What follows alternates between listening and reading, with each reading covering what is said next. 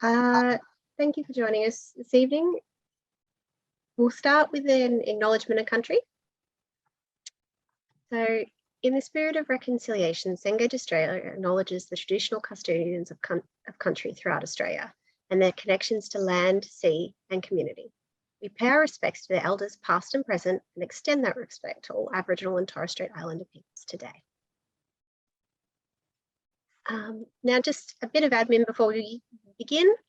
This webinar is being recorded and the video and the slides will be sent out next week to everyone who's registered. If you can, I can see if there's already one, but please put all questions in the Q&A, and if you've just got comments or other things to say, please put it in the chat. If you attend there isn't a complimentary copy for this webinar. I'll just confirm it's on the slide, but that's I think from a previous webinar. But if you do have any questions at all, please email us at os.secondary for any questions. And I'll begin by introducing our two speakers for this evening.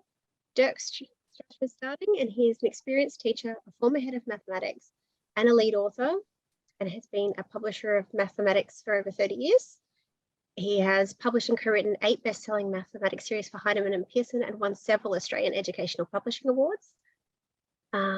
And Greg Neal has taught for over 40 years and was head of mathematics at Ballarat High School. He has been a VCAR examination assessor for maths methods for over 20 years and has expertise in CAS technology.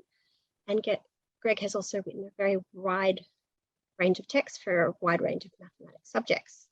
So now I'll hand over to Dirk to kickstart our session. Okay, thanks, Jess.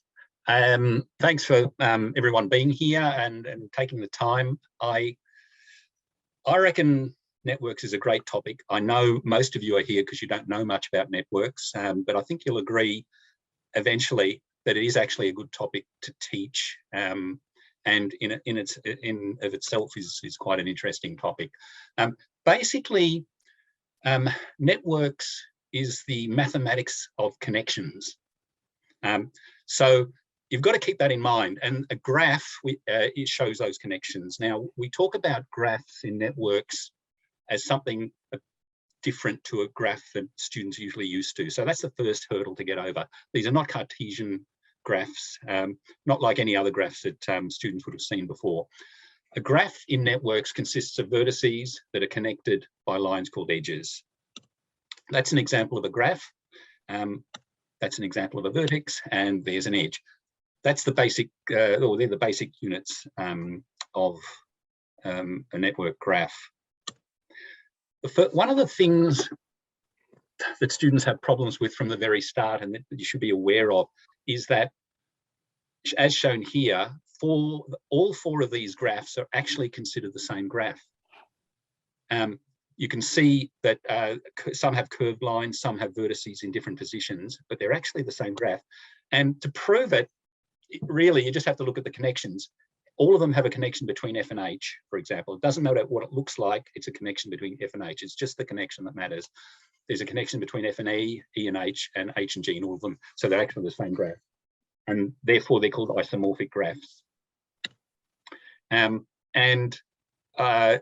We sometimes have these exam hacks throughout, and this one is actually saying that it's important for students to have a look at when a crossed edge occurs in a graph. And I'll come back to this a bit later, but this is one of the things that throws students from the start. There's a crossed edge there, but there's no vertex there. So really, it's just a little bit misleading. It's just a connection between G and H. So you could move that G somewhere else and still have the connection to H, and it would be the same graph. Okay. Now, we have here, what I'm going to do is go through the features of a graph. There's a vertex and edge already showing. I've told you about that, but there's another feature here called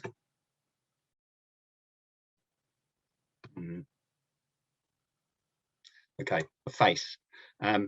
There's 2 faces, and they're basically, sorry, I've just got to adjust the screen a little bit here, if I can.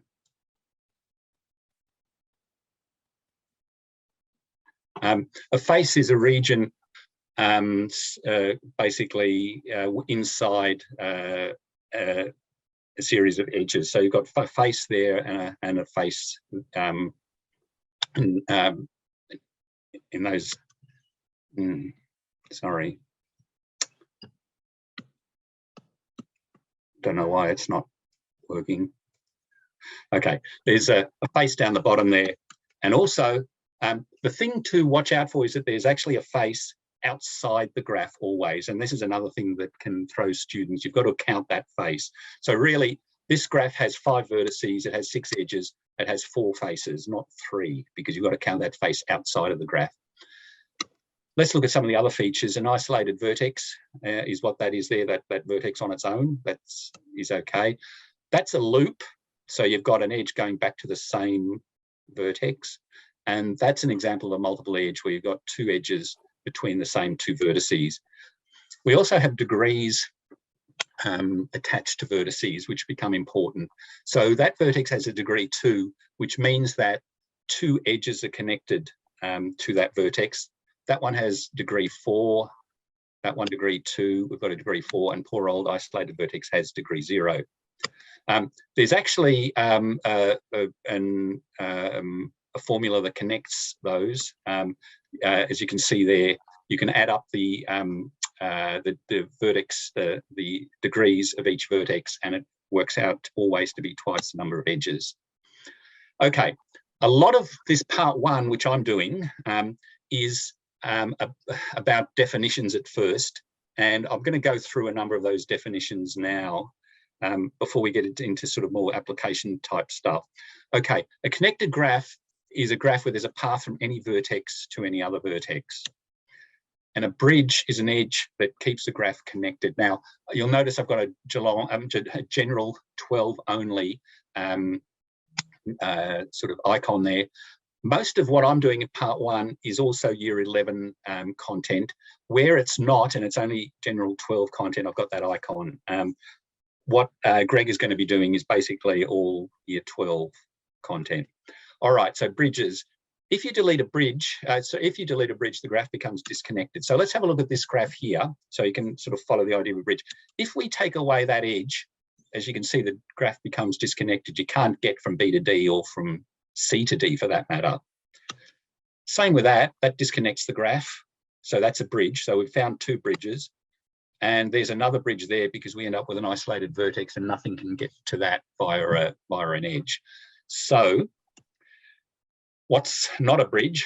Well, for example, that's not a bridge because you can still get from A to B to C to D or whatever. They're all still connected. Okay, I'm going to talk about planar graphs, which is another one of those definitions that you need. They're connected graphs that can be drawn so they don't have any edges crossing. The important thing is, it's not the way it's actually drawn, it's how it can be drawn. Now, let me show you what I mean by that. Now, the question is this a planar graph? It does have edges crossing, so it's got, and there's no vertex there, so they've got them crossing. So you've got to see if you can redraw that so they aren't crossing. And you can by redrawing it that way. You can do it other ways, but that's one way of doing it. So that means that's a planar graph by definition. This one, if you try to redraw it, sure, you can sort of uncross some of them, like what I've done there, but those last 2, try this at home. It could be, you can, no matter what you do, you cannot uncross them without crossing it somewhere else. So that is not a planar graph. And the important thing about planar graphs is that Euler's formula applies to graphs that are both planar and connected. And that is number of vertices plus the number of faces minus the number of edges equals 2, or V plus F minus E equals 2. And that's on the formula sheet for the exams in a slightly different form with the E on the other side. So that's about the only formula I think that you get for this topic. Okay, other types of graphs. First 2 are general 12 only. A simple graph is a graph without loops or multiple edges. So that, although it doesn't look that simple, is actually a simple graph because it doesn't have any loops or multiple edges, whereas that is not a simple graph because it has connections between 2. It has multiple connections there between T and G. A complete graph is a simple graph where every vertex is connected to every other vertex. That's an example of a complete graph where B is connected to the other three and so on for all of them. That isn't a complete graph because there's no connection between B and E. If we did connect B and E, then it would be a complete graph. A subgraph is part of a larger graph, and it can only contain vertices and edges that are in that larger graph. And you can see from this, after you sort of check through all the connections, but those first two are actually subgraphs of the graph below it. Again, it doesn't matter if the lines are curved or if the vertices are in different positions. What you've got to do is check what is connected to what and see whether they're the same. And in this case, it only contains, the first two only contain vertices and edges that were part of the larger graph. Now we get to moving around a graph, where it sort of starts to get a little bit more interesting. And the basic unit of a movement is a walk, which is a sequence of connected vertices. In a walk, edges and vertices can be repeated. So let's just have a look at an example of a walk on this. So you can start from A and go to B, and then go from B to E, E to C, C back to E, and to D. So you've gone from the start A to the end with a walk, and you usually list that walk this way: A, B, E, C, E, D. Okay, so we've got a repeat edge. EC is walked across twice, and the repeat edge, a repeat vertex E, because we visit that twice. So you can do whatever you want. You can repeat as many as you want in a walk, basically. Now, I'm going to come to a series of definitions, and I'm actually not expecting you to memorize these because it's it's tricky. There's a lot of them, and this is one of the issues that students have. But I'm going to go through them and all associate them with or do it in terms of a walk. A trail is a walk with no repeated edges. A circuit is a walk with no repeated edges that starts and finishes at the same vertex. Okay, a path is a walk with no repeated vertices, and a cycle is basically a path that starts and finishes at the same vertex. So you've got four definitions there on top of the walk that I know cause problems for students. And what we've done in the textbook is have this flow chart or infographic, whatever you want to call it, which enables them to actually go through a series of questions and decide what it is in the end.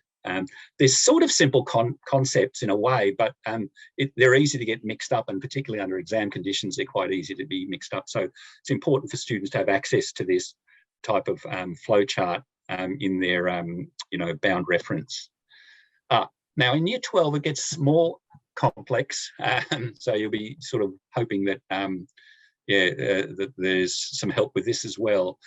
We'd start talking about Eulerian trails and circuits, and the difference is that every edge is included. It's not just a normal trail, it's a trail where every edge is included. And it will only exist if the graph has exactly two vertices of odd degree, and any Eulerian trail has to start at one of the two vertices of odd degree and finish at the other vertex of odd degree. A circuit, basically a circuit an Eulerian circuit starts and finishes at the same vertex. So it's a circuit by the former definition, but it starts and finishes at the same edge. And it can only exist if the graph has all vertices of even degree. Hamiltonian paths, Hamiltonian path is a walk with no repeated vertices that includes every vertex in a graph. A cycle is the same, but it starts and finishes at the same vertex. And unlike Eulerian trails and circuits, to find a Hamiltonian path or cycle to see whether it exists, we need to use trial and error. And there is an exam hack that we have in the VICmaths student books, just to make it a little bit clearer what the difference is between an Eulerian and a Hamiltonian. So that's quite a bit of sort of definitions to get your head around. We provide this walk summary, which makes it a bit easier for students to navigate through this so they don't sort of get them mixed up. Okay. Moving on to weighted graphs. This is where you've got a number on the edge, which represents distances or times or cost. And this is where you start getting some practical problems involved. And we use weighted graphs to solve shortest path problems, which involves finding the shortest distance between a starting point and an end point. Excuse me. Okay. we would, for easy examples, we would do it by inspection, like this example shows. So for example, we're going from Justin's house to Aisha's house. The numbers on the graph are minutes, traveling time, and the question is find the shortest traveling time from Justin's house to Aisha's house. So a simple one like that you do by inspection. For more complex ones, we use an algorithm called Dijkstra's algorithm, and you've really got to use this because it becomes very hard, especially under exam conditions, to do anything more complex by inspection. I'm not going to read through the instructions. I'm actually going to show you an example because we do things a bit differently in VICmaths in terms of Dijkstra's algorithm, because there's different algorithms that give you the same result, but we've gone for the one that's basically the fastest, because in an exam, speed is the most important thing. And also, this one gives you some intuitive understanding of what you're doing. With a lot of the other ones that I've seen, not only are they slower, you're not really understanding anything of what you're doing. So let's have a look. Okay,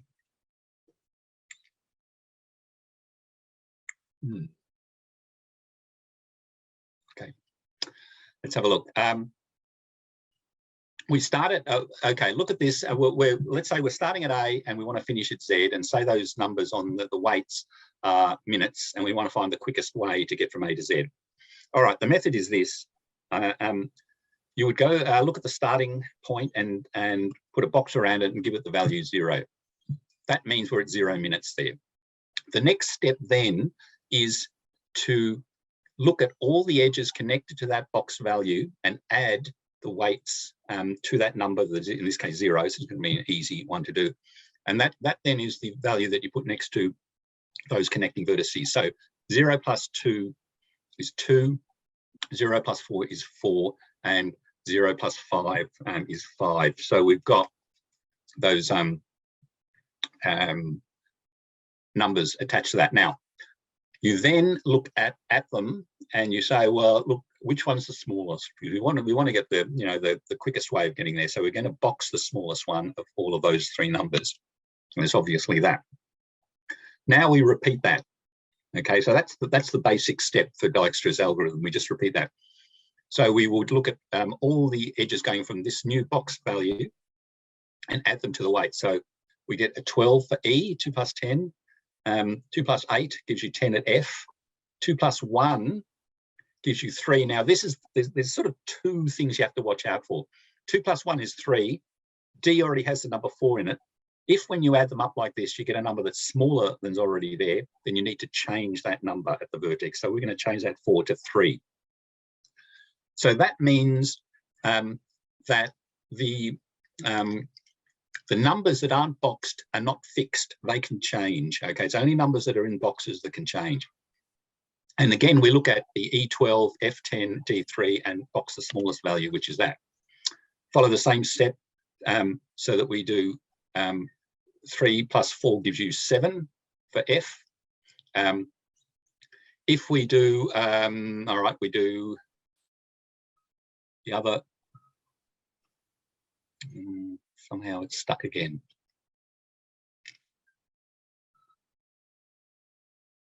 Sorry. So that's going to be 6 there.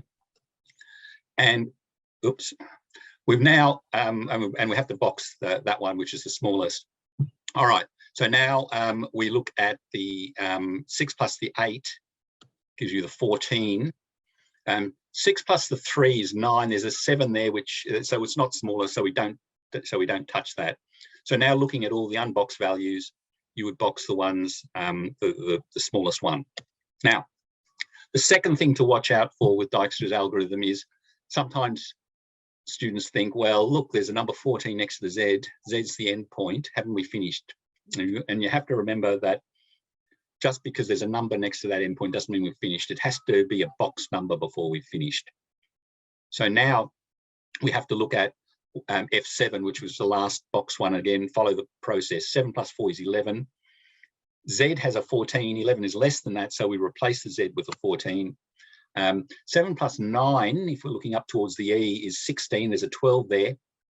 We don't replace the 12 because 16 isn't smaller than that. So therefore, looking at that, we can see that Z is the smallest value. Now we've finished. And what we've found is that the shortest time to get from A to Z is 11 minutes.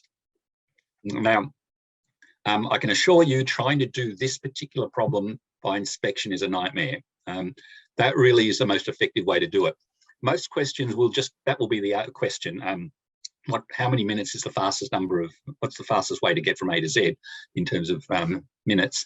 Sometimes they also ask you to write or find the actual path.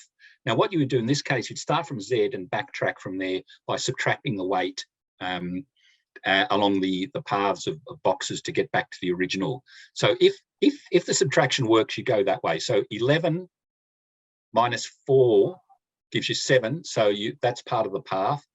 7 minus 4 is 3. 3 minus 1 is 2.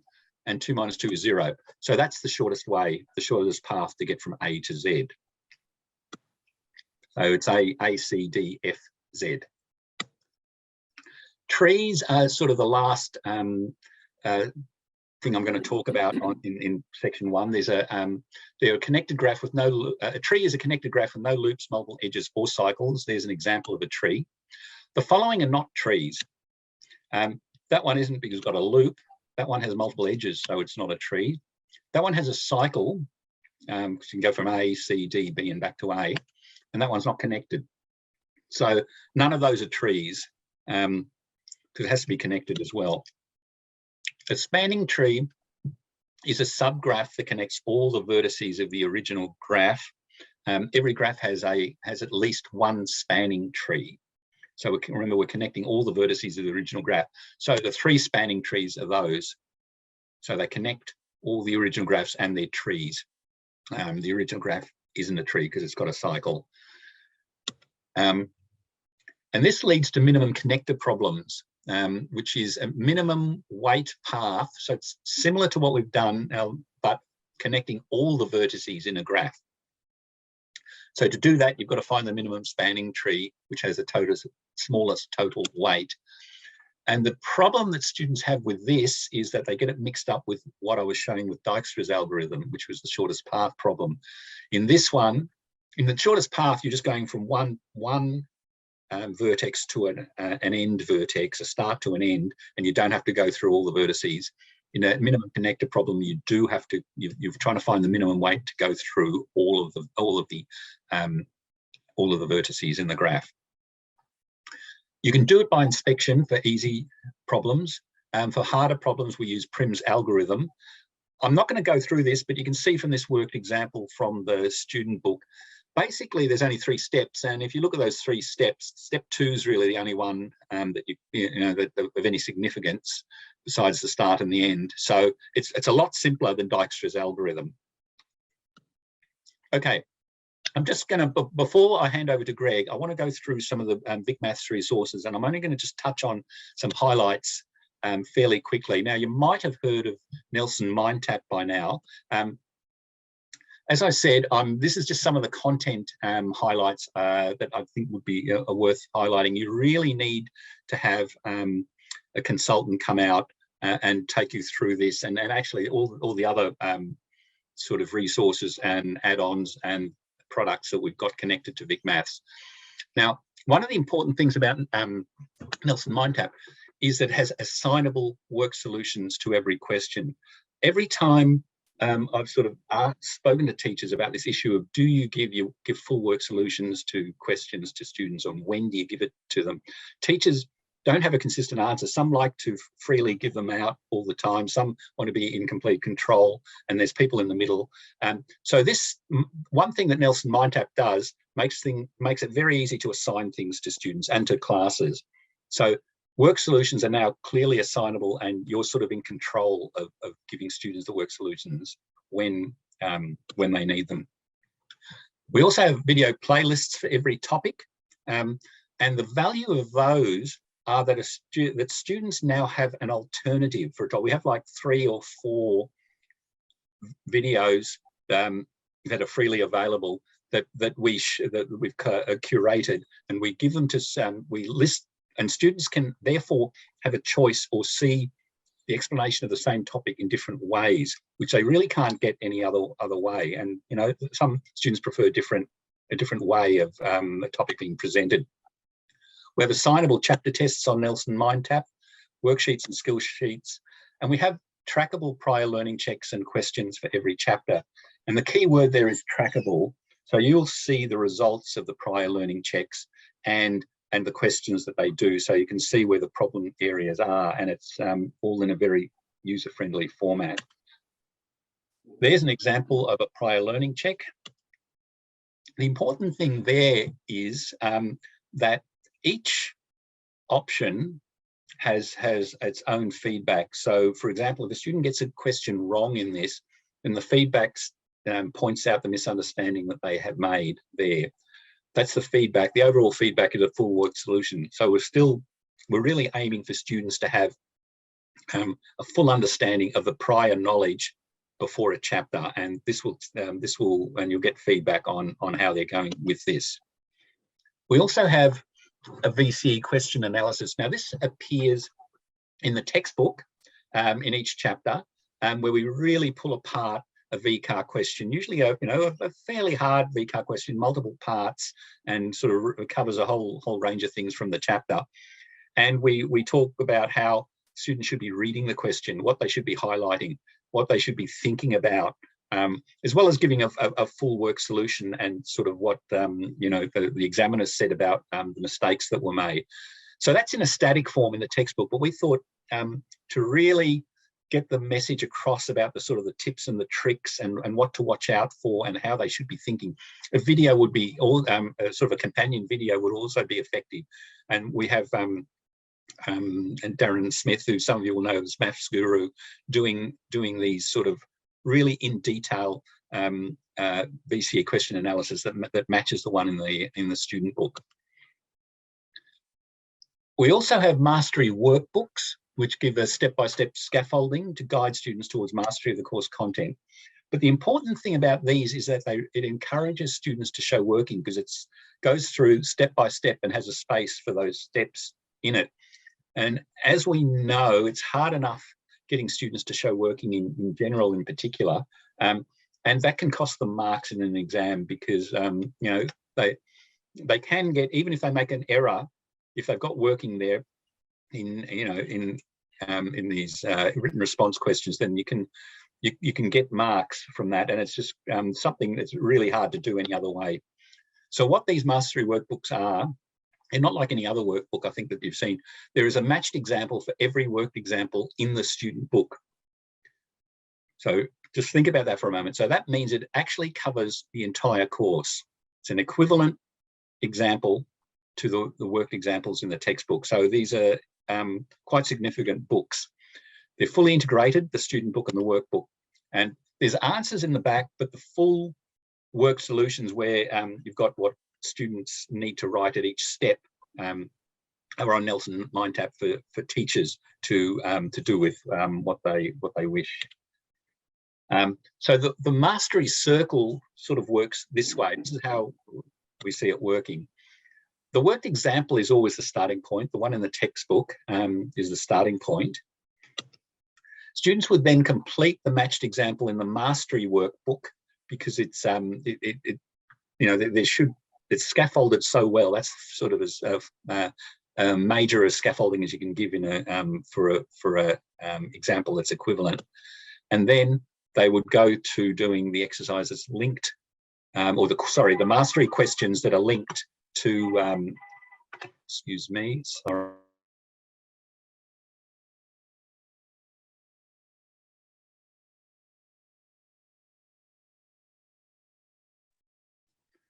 Sorry, I apologise for that. There's the exercise. So those questions are linked to the work exam. So you've got a contained circle there of really closely matched questions that students can work their way through before they go into the harder harder questions. Okay, Exam Plus is another product that's attached to VICmaths. It helps students practice in exam-like conditions. There's over 1,000 VCAR and VCAR style questions all in the one place. They cover the new study design topics. So for general, that's the Leslie matrices is probably the main one of those.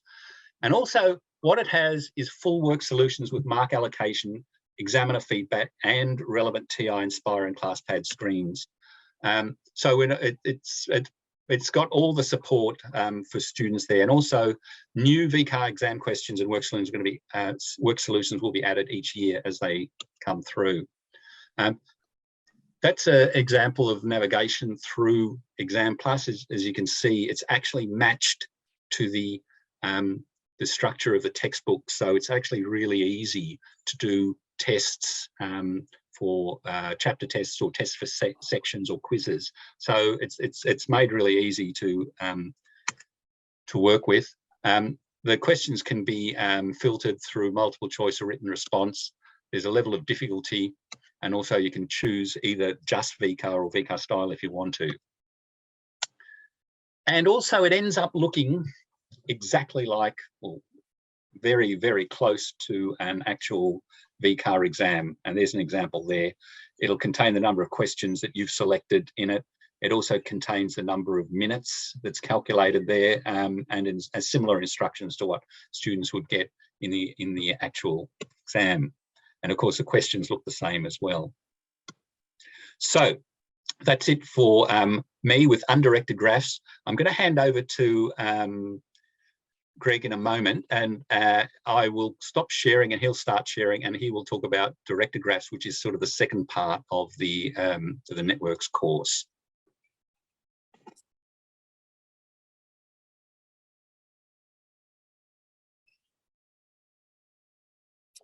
Thanks very much, Dirk. So that was a great presentation on graphs. So what I'm going to do is to look at exactly what is a directed graph and how the general maths course covers that.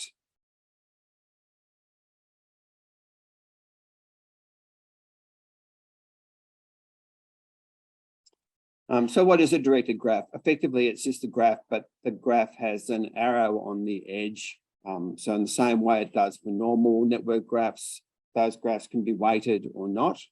Often in directed graphs, these weights might be times or they might be distances. Sometimes they're flow rates. And the thing about directed graphs in networks is that it basically focuses on applications. So there are four main applications. One of those applications Dirk has already covered, doing Dijkstra's algorithm, but it's also done with a directed graph as well. So what is the scheduling problem? In our directed graph, these graphs would represent a project. So let's say, for example, that we were going to build a cubby house. And as part of building a cubby house, we had to build stud walls and put on roof trusses and then put iron on the roof. We can see when we do that, that certain ones of those activities need to be done before other activities. We can't, for example, put the iron on the roof until we actually have the stud walls up and before we have the roof trusses on. Critical path analysis on a network project enables us to analyze that particular project and analyze all the activities that have to be completed and to figure out exactly what impact each activity has on the entire project. So our edges and our vertices, in a scheduling problem, the edges would represent an activity, like putting on the roof, and then the vertices would represent, the one on the left would be the start of the activity and the one on the end would be the right of the activity. And I've already mentioned the fact that obviously in these sort of projects, there are some activities that can't be completed till other activities have been done. Often what you'll have for project is that instead of actually having a graph, you'll have a table, you'll have an activity table, and that would show all the activities need to be completed, would show the time that each of those activities would take, and it would show the activities which immediately precede that activity. So here we can look at that highlighted activity E, which takes 6 hours. And we can see on the table that activity A and C have to be completed before E can be done.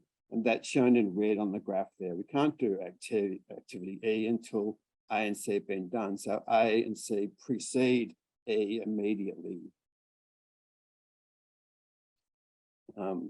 As part of our critical path analysis and examining each activity, we can calculate what are called earliest start times for the activity. And the earliest start time tells us the earliest time we can possibly start that activity, keeping in mind the fact that we can't start one activity until all the dependent activities beforehand have also been completed. So to do the earliest start time, we're going to examine this by looking at an example. So here we have a simple network. There are times on each of those. All of those times are in hours. And what we do, we draw a double box that's at the start of each activity, like on the left-hand vertex. So there's one at the start of each, and there's also one at the finish, which means if we have 7 edges, we're going to have 8 double boxes.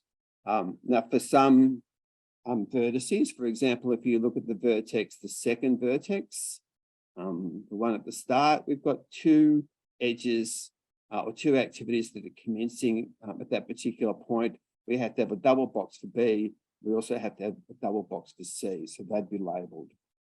So our very first step, looking at the double boxes, is that all the top boxes are all going to be the early start times, and we start with an early start time of 0. So that's always going to be the case, always 0 at the start. And to work out the early start time for the next activity, we take the early start time on the left, and then we add the activity time. So to work out the early start times for B and for C, we do 0 plus 6 equals 6. So that would be 6 for both of those boxes. And we continue working through the network exactly the same way. So for example, if we look at the early start time for activity E, so we do 6 plus 3 equals 9. So that's going to be at the top box at the start of activity E. That completes all the way through. You'll find that for some times that when you're trying to work at the early start time, there are 2 different values that you can get. So if we look at step 4 and we look at the calculating the early start time at the finish, if we went along activity E, we'd be doing 9 plus 3, which is 12. If we went starting at activity F, we'd be doing 14 plus 7 is 21. And we always take the largest time when we're calculating early start times.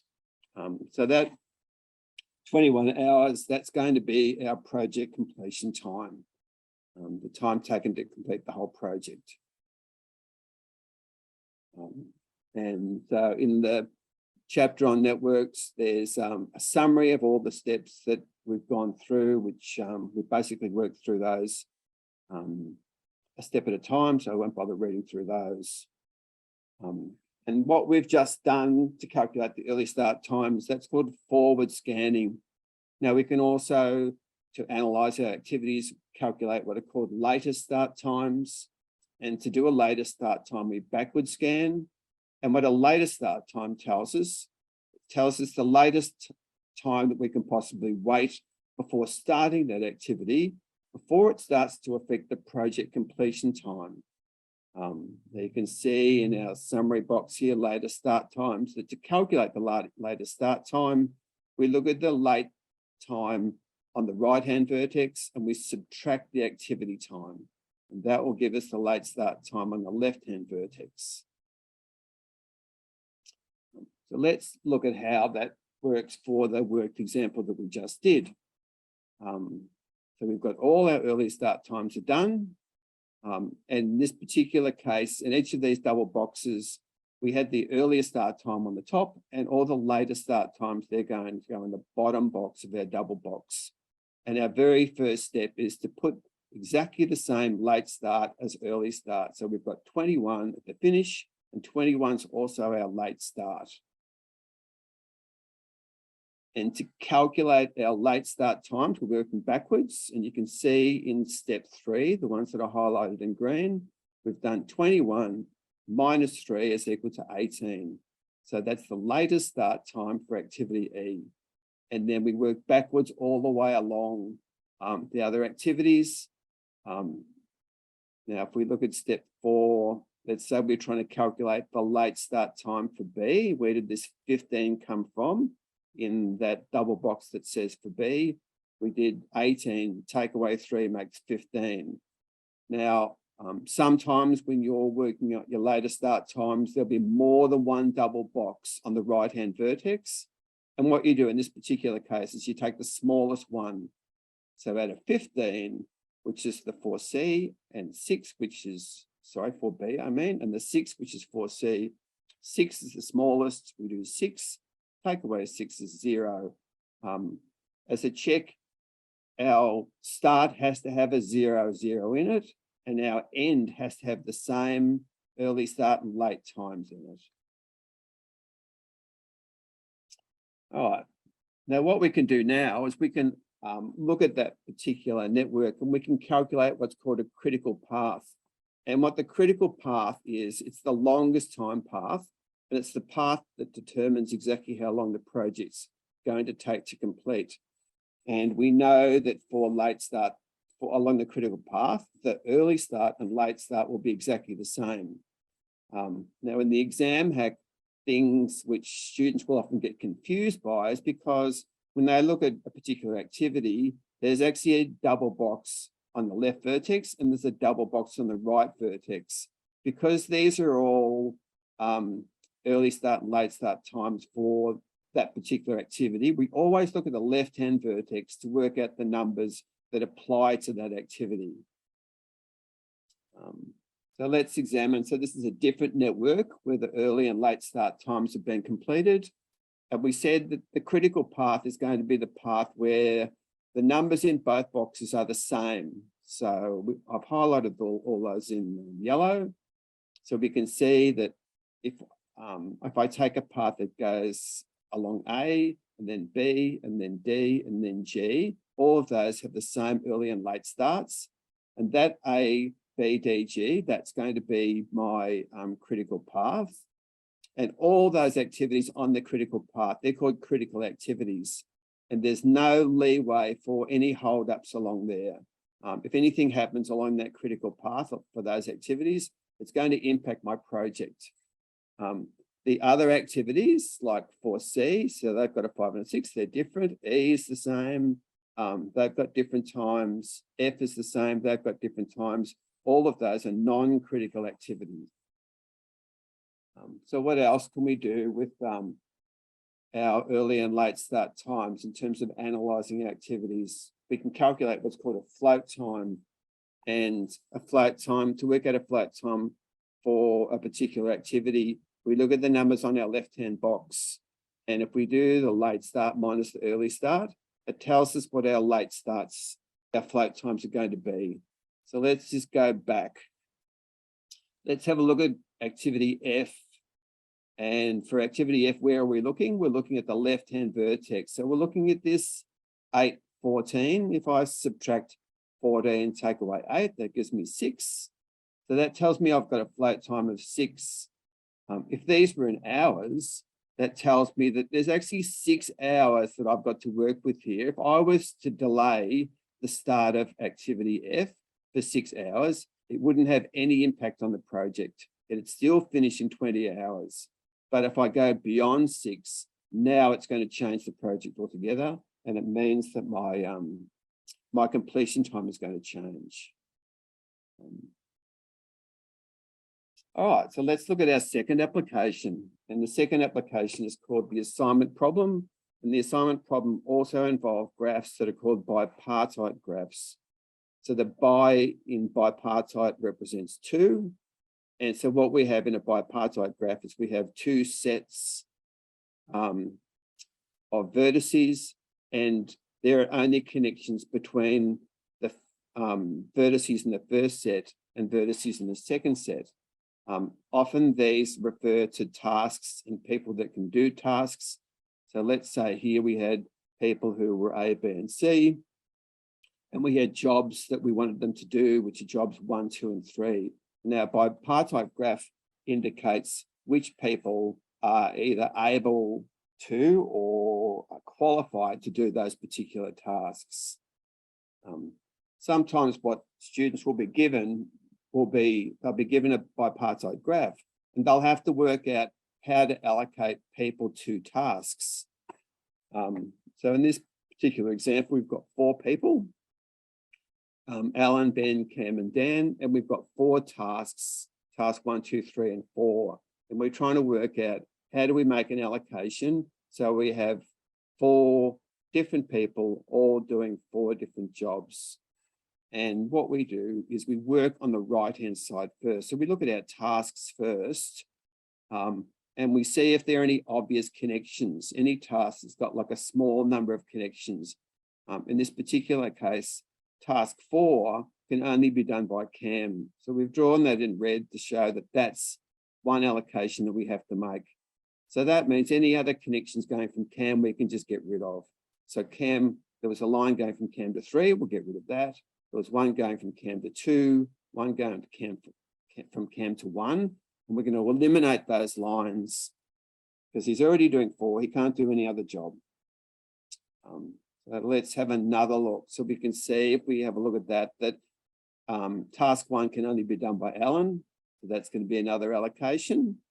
We'd already figured out that Cam was going to do 4. But if we look at the other tasks, we can see that task 3, there's only one connection, and that's the Ben. So Ben has to do 3. That means he can't do 2. So let's get rid of that line. And that means that now Dan is going to do 2. So we've used that bipartite graph to work out which people are allocated which task. The other thing that we can have with these graphs is that instead of just knowing who can do what, sometimes we know exactly how long they take. So let's imagine that we had an assembly line, we had people that we'll call A, B, and C, and we had jobs that we'll call jobs 1, 2, and 3. And what we do is we time person A on all those jobs, and we do the same for B and C. And we want to be able to allocate these tasks so that one person will each do a task, but the whole 3 jobs will be done in the minimum amount of time. And if your networks are really simple, sometimes you can just do it by observation, but often they're not. And we need to use a technique to do it. And the algorithm that we use to do this is called the Hungarian algorithm. It's quite a lengthy algorithm, but we've broken it up into 2 stages. And the reason we've done that is that this first stage, which is quite simple, often gives you a solution. You don't need to go to stage 2. And stage 1 involves what's called a row and column reduction. Now there's a summary here, but instead of reading through the summary, what I'll do is I'll look at exactly how a row and column reduction works. Keep in mind, we wanted this done in the smallest number of time. So the first thing we do is we do what's called a row reduction, and we look at the numbers in each row, and these have all been highlighted in yellow. So in row A, 8 is the smallest number. And what we do is we subtract that from every other number in the same row. So 8 take away 8 becomes 0, 10 take away 8 becomes 2, 9 take away 8 becomes 1. We do that for column B, subtract 7 from every number. We do that for for row C, we subtract 7 from every number. So that's our row reduction done. Now we need to do a column reduction, and we look at any columns that don't have a 0 in it. Column 1 has a 0, so we just leave that. Column 2 has no zeros, so we find the smallest number, which is 2, and we subtract that from every number in the column. So 2 take away 2 becomes 0, 4 take away 2 becomes 2, 2 minus 2 becomes 0, 3 already had a 0, we don't need to do anything with that. Now to see whether we've finished, we try and cover all the zeros with the smallest number of lines. So we want to try and go through as many zeros as we can. So you see when we do that, we've used 3 red lines to cover all the zeros. So we have 3 lines. We also have 3 rows.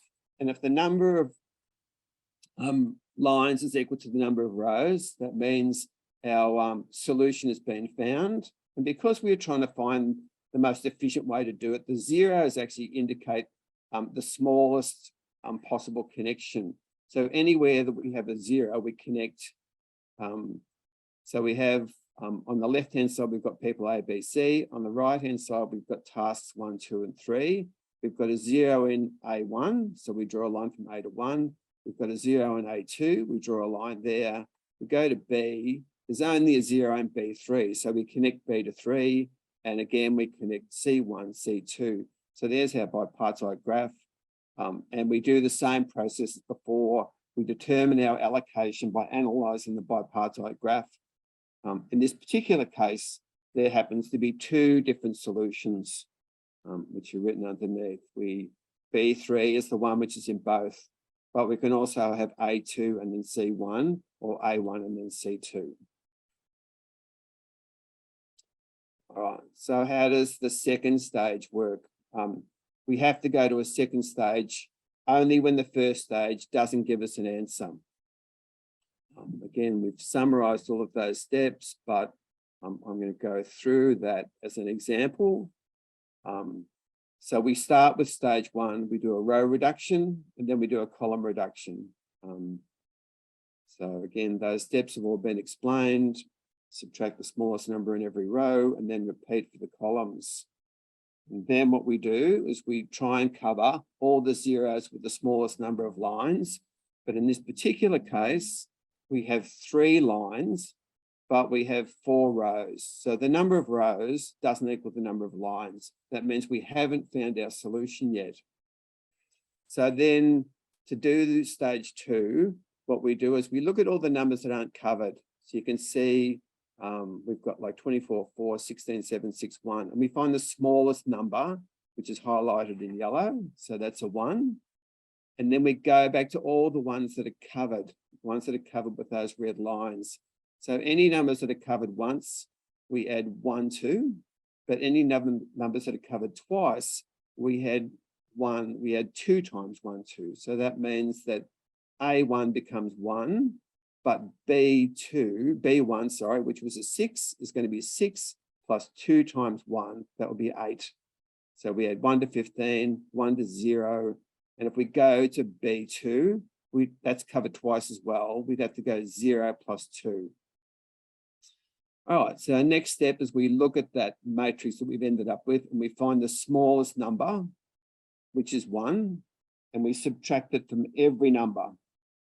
So I've done that in the next step. So all of those numbers we've subtracted 1 from, and then we try and cover all the zeros with the smallest number of lines. And you can see this time we have 4 lines and 4 rows. That means our allocation is complete. And then from that, we do a bipartite graph. And from our bipartite graph, we determine an allocation. So there's quite a few steps to go through, but students in an exam will never have to complete the entire process. What normally happens is they'll need to do one particular step. But a bit of practice and a bit of following through goes pretty well. All right, so our last application we're going to look at is called a network flow problem.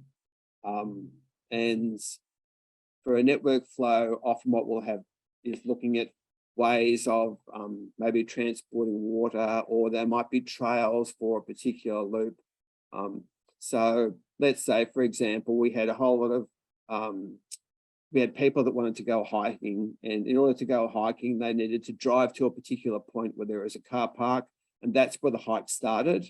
And at the end of the hike, there was a campsite, but there were lots and lots of ways that we could go from the car park through to the camping site. Now the lines on the edges, let's imagine that these lines on the edges indicated the number of people that could go along that particular path per day. So if we had a simple network that said we've got 150 people a day that can go along the first path in that graph at the bottom, and we've got 200 people a day that can go along the second, the maximum number of people that I could get from like the start to the end would be 150, which is the smallest of those two flows. Now, how does this work in something that's more complicated? So in these flow problems, we have like a source and a sink. So the source would have been my car park, and the sink would have been the campsite. And then what we do is we create cuts that go through that network. And in order for the cut to be valid, it has to stop all the flow from the source to the sink. So if I was to look at cut 1, for example, if I put like a barrier all the way along cut 1, that means that no one could get through to the campsite if that cut occurred. But on the right-hand side, we've got an invalid cut because it's still possible to get flow from the source that went from like A to D and then to E. So what do we do for something that's a bit more complicated? So one of the things that students often have trouble with is they try and work out how do you work out exactly what the flow across the cut is? And that's called the capacity of the cut. So let's imagine I had a cut drawn in that diagram. So that severs all flow from the source to the sink. And at the moment, we've got a 10, a 7, we've got a 2, and a 4, and a 6. So those lines all cross the cut, but we're not going to count all of them. Now, what I've done in this diagram below is I've shaded the source side of the cut, and that's shaded in blue. And I've left unshaded the sink side of the cut. And I've redrawn all those lines. And we're only going to count ones that go across the cut from shaded to unshaded, that are actually transporting people from the parking lot to the campsite. So we count the 10, the 7's going the wrong way. It's going back towards the source. We count the 2 because that's going towards the sink. We don't count the 4 because that's going back towards the source. And we do count the 6. So when we're working out the capacity of that cut, we're going to go 10 plus 2 plus 6. That tells us that's 18.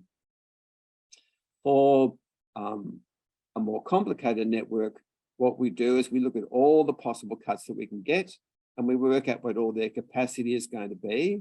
And then we work out what the smallest of those cuts is. So on this network, I've drawn a whole lot of cuts. We've got 5 of them. Now we'll look at one of those. We'll look at cut 2. So that's drawn there in orange. And we've got 3 lines that cut across that cut. And all those lines are going from the source side towards the sink. So we've got 20 and 8 and 11. So that's highlighted in yellow. So we can see that cut 2, that's got a capacity of 39. And all the other cuts are bigger than 39. So that's our smallest one. And that's going to give us our maximum flow. All right, so that summarizes my bit on directed graphs. And so what I'm going to do now is I'm going to hand over to Anne-Marie Mosley, who's our senior learning consultant, who will look at the general and specialist resources. Thank you, Greg and Dirk. I'm sure that was a very valuable session for everyone. I will just take a few minutes of your time at the end of this session just to summarize a few key points regarding Nelson VICmaths and the book listing options open to you. So Nelson VICmaths is a complete learning solution addressing student and teacher pain points, helping students succeed in maths and saving teachers time. We have done the work for you, everything easily accessible at your fingertips. A student-friendly series, this approach has it all. I could be here all evening, but I'll just summarize a few key points for you. We clearly followed the study design with lots of embedded exam practice in each chapter. CAS instructions, clear worked examples, VCE question analysis with fully integrated digital support and videos. We've got the Maths Guru, and we've got analytics on student performance and so much more. I would encourage you to reach out to your learning consultant to learn more. As you will see here, for year 11 and 12, for general methods and specialist maths. For book listing options, we've got the student book and Nelson MindTap for $89.95.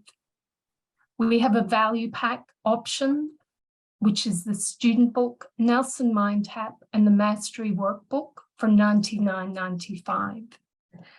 This is great value, a saving of $19.95. We have Nelson MindTap, which is the digital only for $49.95, and the Mastery Workbook for $29.95. Lots of opportunity for skill-based practice.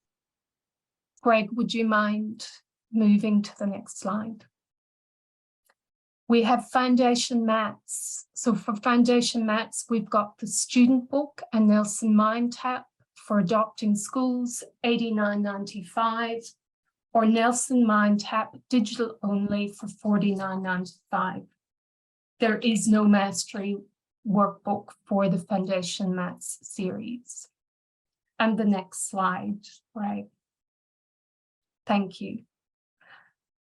To complete the series, we've got the A+ VC units, 3 and 4 study notes for maths methods and general maths, complete revision and exam practice, helping students achieve exam success. These are available at $34.95. And the last slide. So this is the Victorian Learning Consultants. I would encourage you to reach out to your consultant. There is myself, Anne-Marie Mosley, Kim Lowe, and Gillian Lim. We would be delighted to take you through a walk through the series. We've got printed page proofs. We would be happy to take you through a walk through the Nelson MindTap platform and are here to support you with any questions, big or small. Please feel free to reach out. Thank you very much for your time. Over to questions, Jess. Okay, thanks, Anne-Marie. We'll just cover off a few questions we've got left in the chat. So Dirk or Greg, please feel free to jump in, depending on who would rather answer. From one of the early questions, teaching networks for the first time at the moment is wondering when students draw bipartite graphs in exams, do they need to be directed or have the arrows drawn? No, I would say no, they don't. No.